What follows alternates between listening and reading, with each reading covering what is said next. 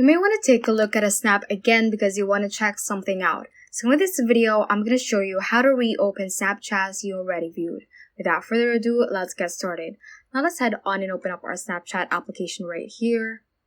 From here, let's click on this chats icon. And then for example, I want to reopen this snap that my friend sent me. So I'm just going to click on this little chat icon to open up the conversation.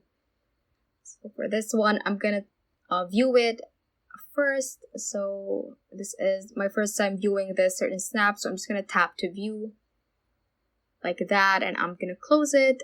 And to reopen the Snapchats you already viewed, what you can do is to hold to replay. So take note that you can only replay the Snapchat once. So I'm gonna hold to replay this one, click on replay, then tap to view once again. Now once I close this, I already won't have an option to view it once again. So that is how you can basically reopen Snapchats already viewed. So that ends this tutorial. I hope this video helped you out. If it did, don't forget to like the video and subscribe to the channel. Feel free to comment any questions you may have as well. So that is all for today and have a great day.